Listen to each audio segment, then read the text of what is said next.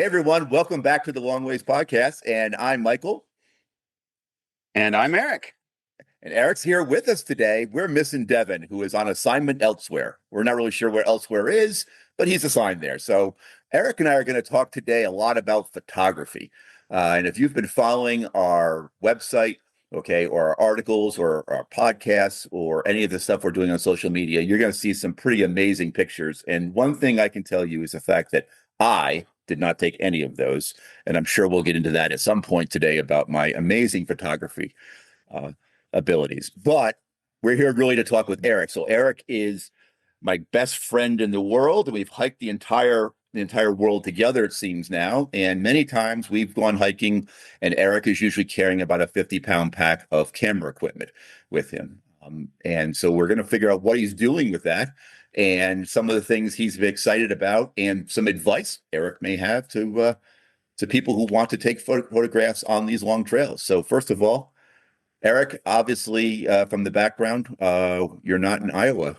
So why don't you tell me where that picture is first to start? Well, you asked me to grab a picture, and this is the first one I came across in Dropbox. It was in Montana, actually, on a family vacation. So anyone who travels with me knows that when I'm traveling, I like to get up early. I love sunsets and sunrises.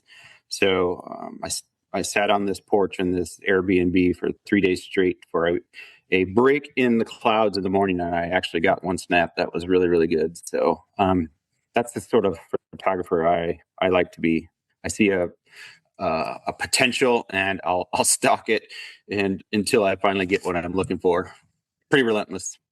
Yeah, well, we'll talk a little bit about the stalking thing when it comes to some birds and stuff in a few moments, okay? But yeah, I remember we were in Maggie Valley one time doing the same type of thing, and you must have plotted every morning out for the exact spot we had to look at, and then finally, one morning we got an amazing set of sunrises. It was just absolutely gorgeous there for it. But several of the days it was very, very fleeting. So you're very patient when it comes to these, much more so than me. Walk out, click, click, thumb, camera backwards, all sorts of possibilities. So trail hiking, a little bit different, huh? Oh, for sure. Yeah, especially in a group, folks like to stop or don't stop. I like to stop and take pictures. And when you're on a time frame that's really kind of inconvenient for folks sometimes, and we've, I think over the years, come up with a process where, it makes sense to stop every once in a while. We kind of feel out the day, see what it is, the more frequencies, less frequencies, that sort of thing. And sometimes I just say, oh guys, I got to stop. And I never usually get any feedback. Not from negatively, me. not from you, but sometimes I just got to stop. Sometimes I can't pass up a moment. I love it because first of all, Devin is very much a fast hiker. Okay. He really is. He hikes very quickly. And I like taking our time, more. Okay. Especially being a little bit older, and some of our trails tend to be straight up. Okay, so it's kind of nice to stop. And, you're like, I need to take a picture here. Normally what you hear is thank God from me. Okay. My pack comes off and I'm on the ground. I figure you're going to take the picture. It's going to look gorgeous. You don't need my input. I could just lay there and maybe die alongside the trail at that point and then get up and move on. But so, I mean, some of these trails, we are in some pretty rugged areas, to get some of these photos. And so why don't we just start with like, what do you carry? What do you carry, on these hikes? It's a little bit different than, car camping where you can, bring a ton of gear and set up and take a picture like you're sitting in Montana behind you. It has changed a lot over the years as I've learned more. The early years, I took everything, like wide angle, telephoto, like all the things, and you learn pretty quickly that you don't always need everything. For example, like when you're in the jungle, you really don't need a wide angle lens. When you're on the coastline, like the picture in your background, you don't really need a telephoto lens. So depending on where we're going, I'll be really cognizant about the lenses that I'm thinking about or contemplating taking with me. Do I need multiple wide angle lenses? Can I use one, to lessen the weight? What I've learned to do recently is take the tripod and hang it off the side of the pack. And then I actually pack my water bottle in the opposite side of my bag to sort of even out the weight on my back. And then I have, one or two camera or lenses and the camera in the back of my pack. That has worked out the best for me. I mean, it evens out my weight distribution, and I actually find that I can get away with maybe one lens, if not two, on most of my hikes anymore, and that gives me room for snacks and everything else in my bag. And I've also learned how to use the water cover on my bag too. I was going to come to that. Which has come in very handy over the years, but you definitely want to have protection for your camera gear. And I also don't hike very often with my camera in my hand, just in case I would fall. There's a lot of times where there's scramble or whatever. But if you do decide to do that, always make sure that you have your lens caps on, because that's the first thing that can happen is your lens could get cracked on the ground, or even if you don't drop your camera, it can get hit. But I tend to not walk with my camera in my hand. Yeah, I know we've had a lot of issues with water. So we tend to hike in places where either there is no water, or there is so much water that it's crazy, like Scotland. A couple other places we've hiked, even especially Scotland, but in Ireland as well. Just torrential rains and things like that. And I know you've got a pack which is water resistant, right? It's a Yeah. ape. What's Ape the case. name again? Ape case, yeah. But you usually cover it up with a with another additional cover on it, right? It's got a built-in one, which I learned about the hard way. But I also keep a Ziploc bags in my bag inside. So if it ever gets to the point where it is absolutely pouring or you can't get away from the water, I take the Ziploc bags and put my lenses and cameras inside of Ziplocs inside of my bag. So I've always got extra ones, and then I will always air out my case at night. I'll take everything out, make sure that it does get dried out. You absolutely don't want any moisture inside of those electronics. Yeah, because you've got a really nice camera, Canon. Yeah, I think this is my third Canon in a row. I use the 5D right now. I've had really good luck with Canons over the years. I have not made the move to outside of DSLRs yet, the mirrorless cameras. Not because I don't want to. I just I really have so much invested in the pack I have now. It's really hard to make that move to a new set and start over with new lenses and everything. But the quality is really good with those cameras. But I can't complain with the quality that I have today. So we're getting ready to go on a hike. You're planning this out and things like that. But then the days we're on the hike, I just want to kind of pick your brain. Hopefully the photographers who are listening, like, how do you know where you want to take a picture at? What is it? When you're saying stop, often you'll take a picture of something, and then we'll be sitting back at the room later on, and you're seeing something in this area that I'm not. We're just hiking along, and don't get me wrong, the vistas are always fantastic, unless of course we're on the Dingle Way, and the highlight of our trip that time was the Three Sisters, right? And that was the day we could not see each other 6 feet in front of us on the trail. The rain was so bad, but most of the time, your choices of these photo places, like the one sitting behind me, Isle of Skye.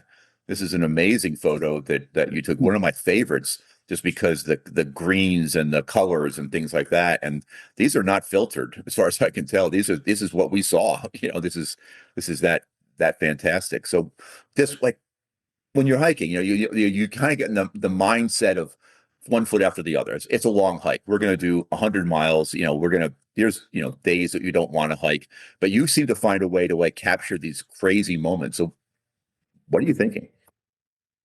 It's not really a science. Like this, in this particular moment that you're looking at here, that was the remnants of an old Scottish castle on the left-hand side. And when I walked around that corner, just the way it was framed up in the light, I was like, this is the moment I want to capture. I just think when I'm on the trail, I'll see something that's like, oh, this is something that this is a story that I want to be able to tell, and it will tell itself in the picture, not in words. Like I feel like I see a moment, and I'm like, oh, I want to capture this, or I love the way that light is framed right now, like behind you, like it was very rare that day for us to see a sun beam shine through, and it was just a moment that the clouds broke, and I was like, oh, this is something I got to capture. That's the spontaneous part. But then the one in my background is like, I know that this is going to be a good picture. Like I can see that this is going to be a good picture, and I'll wait for it. Sometimes it's spontaneous. Sometimes it's very well premeditated, where I know that there's going to be an opportunity here. Yeah, like you like to call it, there's gonna be some drama, right? I do like drama, Yeah. and what I mean by that is, a lot of people will take a picture and it's a nice picture. Like there, there's some of the best pictures I've ever taken are not of, a landscape. It's a memory with maybe a loved one or something like that. But just taking a picture of a blank sky or something, it's just you can add more depth to this. If you look at this particular picture, in your background, you've got a foreground, a midground, and a background. And the background is that dramatic sky. You've got that beautiful field in the midground. You've got the sea, and then you've got up close in that old building that's been there for centuries. It's like there's so much in that story that your eyes tell you right away that that's an interesting photo. Mm-hmm. Yeah. There's so many that came from the Great Glenway trip, but the Isle of Skye was just, it looked like it was going to be a crummy day, when we headed out that day, because but like you said, the clouds and everything, and then the greenness, and then we have all these rock formations. They just, every time we seem to have turned the corner, we had a private guide for this one, which I highly recommend, because we could stop anywhere we wanted to and avoid the big buses. He would tell us not to get out with the 3,000 tourists. We head up a little bit further to, like, this was one of those spots. But then just the views were just unbelievable, and the colors were just crazy. Yeah. So we have done a lot of hikes together. So on these hikes, what would you say would be the best one for photography for that you found? But also, which one has pictures that you are like, this is like one of my best moments. This is something that I just absolutely love. That's a totally impossible question to answer. I know. I don't have any favorite photos. I have standouts from every trip that we've taken, of course. It just, when you think about taking photos, you just have to be, like I said, you have to be in the mindset that you are trying to tell a story that can't be.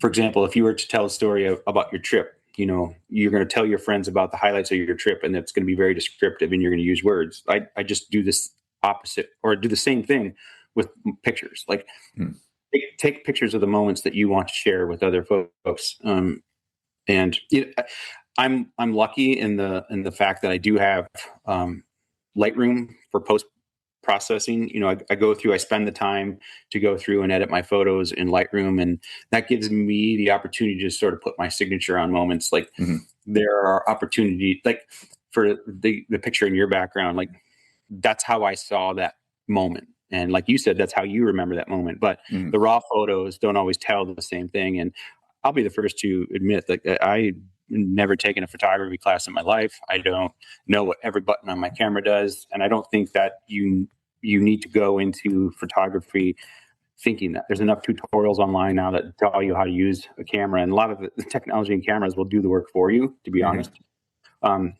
But if you're willing to spend a little bit of time in processing, you can even do this on your phone now. Like the apps on your phone can allow you to really make the photos your own. But you just take the pictures of the moments that are special to you. And I think when you put your personal touch on those, then people will see, they'll see how important that moment was to you, and without words. Mountains or coast? What do you like? Again, I like to adapt. I'm always looking for a special moment. Photographers usually depend on light, right? It's whatever the moment brings you. In that particular example, in your background, we had a break right then. Had that not been there, that photo might not have been as interesting. So on the coast, one of the things I like to do is use the water to highlight the colors of the land, right? In Turkey, the turquoise was also it was accentuated by the sort of rusty mineral color of the sand, and that red versus that green was just electric. Like, so you learn to adapt your style to what the environment gives you. So I love the coast because it gives you such dramatic changes in colors. But to contrast that with Scotland, it was a lot of grays. So I actually did a few black and white photos that I don't get to do a lot of. So I'm always adapting, and I think that's photography is an art, and you should think about it that way. You should think about, how can I capture this moment and tell this story in a different way? Like, utilize what the environment's giving you to really make a dramatic photo. And I think that's the most fun for me. So I like the actual adaptation of going from different landscapes, because it challenges me, but it also gives me opportunity to do some stuff that I don't always get to do. Right. Yeah. And it really shows, I mean, the way you do capture some of these is, one of my big jokes is to sit, we sitting around the room that night or sitting around having a beer, and you're playing around on, getting your photos ready. And I look over and I usually ask you a question like, where's that? Where did we do that at? And you're like, you'll say something, and I'm looking at my phone like, I was staying alongside of you, right? Well, I didn't see this. I'm the biologist, right? I mean, where I'm looking at storks and things like that. So, which brings me though, okay, to, I know you love being a landscape photographer, but you have really done pretty well with wildlife too. I'm telling some stories about some wildlife, and uh, your photos, your wildlife photos are on the covers of 4 of my books, right? Jaguars and crab spiders, okay, and obviously the storks of Portugal. So I want to go back to the storks of Portugal just to kind of, because we've been talking a lot about the storks of Portugal and everything, but some of your photos of those storks are just absolutely amazing, and some of the things you were patient enough to capture, as we were hiking. So tell me about those storks. Well, the storks is fun because along the coast of Turkey, we knew that storks were part of the environment, but those are not seabirds or shorebirds. Right. To be honest, it was a perplexing story for all of us. Like, we were trying to figure out why they were there, but these storks are massive, and they create these massive nests on the shoreline. And again, with the dramatic colors of the stone, the granite, and the rest of the rocks there, and then the sea, and just the story of the birds. I get really focused on trying to tell a story, and I'm really I like to be really into the moment and observe what's around me. I think that's one thing about long distance hiking that people lose sometimes. Like, you get to the fact that you have to hike 12 miles and you just get laser focused on head down marching 12 miles. And, really, I really recommend that you take the time to, put your head up and look around, question what's happening around you, like be in the moment, so you can see those things. This stuff is happening all around you. There's things every step of the way that you could be seeing. You just, it's really, really easy to get lost in the moment. And I just, it's kind of a gift. I like to, just really be immersed in the environment. Even when I'm hiking around my local trails, some of those pictures are taken on my local trails, like the crab spider. Like, you just have to be aware of what's going on, and just be in the moment. Like, there's so much to see. There's so much to learn about you. I mean, even the background that you see there in your the castle there, the ruins of that castle. There's moss and grass growing out of the rocks there. Like, question that. How did that get there? Make that something that you talk about. We'll go go back to the storks again. And one of the things I've really found from one of your photographs is that we were wondering what they were doing out there, obviously, and there's no major predators. And I know we've talked a lot about this, but you took this one picture this one time, it was a zoom picture. Remember, it was like, and all of a sudden we were like looking at what it had in its mouth, Yeah. right? And it was like a big bug, right? From the field behind us, or the Yeah. fields, the agricultural fields behind us. And it's like they're not even, it dawned on us, they're not even fishing out there. So why are they out there? There's no predators, right? They're not eating fish, right? They're flying in and eating from the inland. And that began literally like another series of like 200 photos probably, okay, which ended up giving you the trail name the Storker for for the Portuguese trip, but more just trying to recapture this, and the conversations we have based upon literally one photo. Yeah. We were in Belize and we saw a green toucan, okay, eating this red berry, right? And I don't know how long you and I stood there to try to figure out what he was doing with this berry, okay, and in the scalding heat, okay, of the jungle, trying to get a photo of, and you have these amazing photos of this, him darting in and out of the nest, right? And just the question that a photo generates and the discussions you and I have from it later on, I just think you're capturing a moment, but it's opening up all this curiosity. Like, why is that like Yeah. that? And exactly kind of the point I was trying to make earlier. Like, your picture should tell a story. Like, Yeah. it should be interesting. It should have depth. It should, just like you do with words. Like, pictures to me are my words. Ever Right. since I was a kid, it's how I told a story, and it's just how I express myself. I love to tell a story with a picture and not necessarily with the words. Yeah. So then let's just think about this, and what type of advice would you give somebody? They're getting ready to go out on a long trail hike, right? They're maybe they're backpacking it through, maybe they're site to site hiking it like we are, right? And and they want to do some photography, and yet they're gonna do a weight cost ratio here of what they should do and everything. I mean, one of the nice things with the three of us hiking is that sometimes if we know we're gonna have a big photographic day where there's going to be a lot of great views, you can take more stuff and we transfer stuff over to Devin. Okay. We never transfer anything to me, right? I'm usually the one shedding stuff like crazy, but losing stuff like all over the place anyways. But, we can transfer some stuff over to Devin to do it. But if you're getting ready to go on one of these hikes, or maybe just solo hiking, you want to be a photographer, what would you say would be like the bare minimum equipment you should bring with you? Right. Yeah, it's really a personal decision. I think the technology in phones now is so impressive. Like, I don't necessarily think you need to go out and buy a big package camera. I mean, if you're just getting into this, I don't know that that's completely necessary, and it adds a lot of weight. If you're not going to be able to, if you don't know how to use all those tools, it might not be the best move. But I think no matter what you do, think about weatherproofing whatever you have, whether it's your own cellular phone or as a camera. They make really good covers for all of that stuff now. And I know a lot of phones are water resistant to begin with, but have something that can protect your electronics either way. If you are going to take a lot of photos and you want the best quality, maybe get a tripod of some sort. If you're going to do long exposures, I know some phones will do that now. The less vibration you can have in a photo, the better quality it's going to be no matter what. And that allows you to take some photos of yourself too, some time-lapse photos if you want to, get in some of the photos itself, maybe a small tripod, something lightweight that you can use.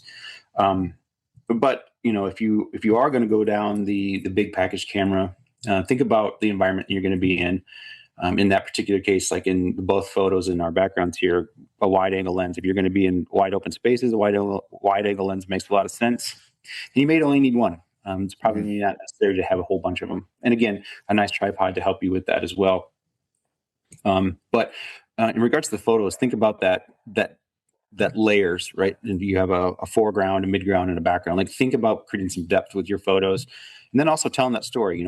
When I look at this photo here, like, this is an old castle. You could tell the history in this picture because obviously the ruins, but you automatically get the view of, the Vikings coming across that bay and what that might have looked like. Like, it's telling a story without even knowing it.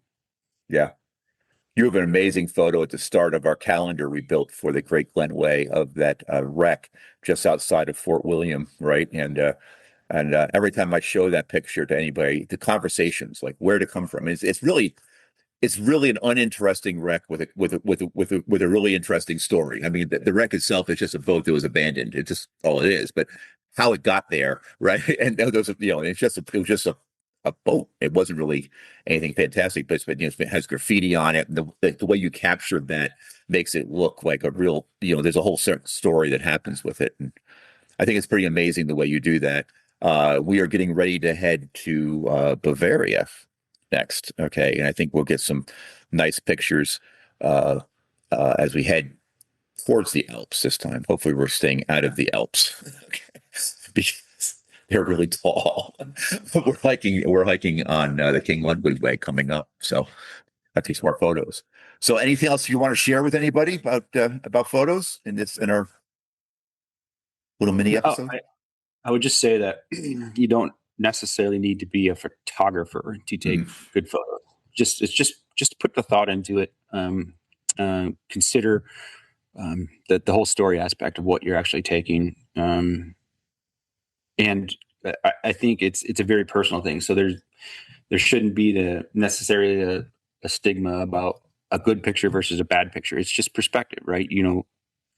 Find an interesting perspective. You're talking about the boat. You're talking about this background of yours right now. Like, it's perspective. Had I scooted, 3 yards to the right and just took a picture of the bay, that'd have been a nice picture. But adding some depth to it makes it's a different story. Like, think about your perspective. Yeah, I agree. Yep. And so what we're going to do here at In the Long Ways is we're going to mix things up a little bit. We've been encouraged to put some videos of our podcast up on our YouTube site. So on that place and also on our website, I'm going to be sharing some of these photos that Eric's been talking about, just to get a chance to see them. And we have lots of photos up on our site as well. So if you have an interest in any of these, there'll be a link to contact Eric, okay, and ask him questions, okay, ask him anything about photography.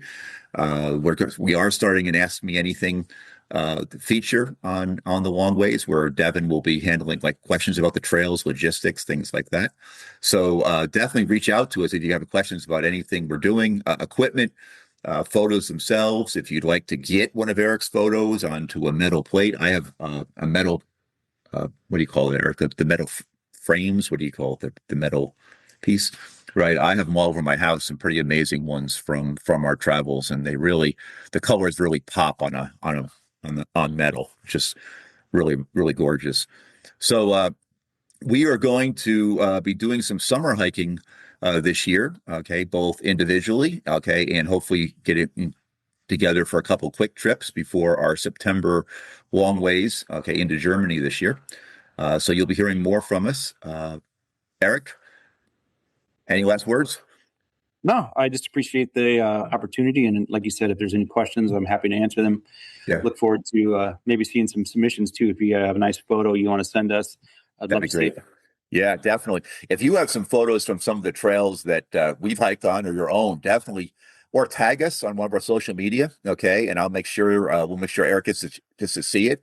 We're on Facebook and YouTube, and we have not ventured into the TikTok world, but I have a feeling it's probably not too far away for us now. But Instagram, Facebook, and YouTube are our three big ones.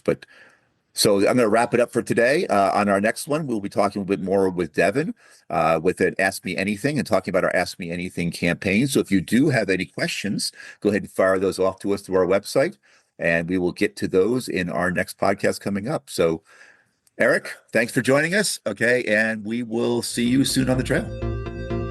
See ya. Yeah.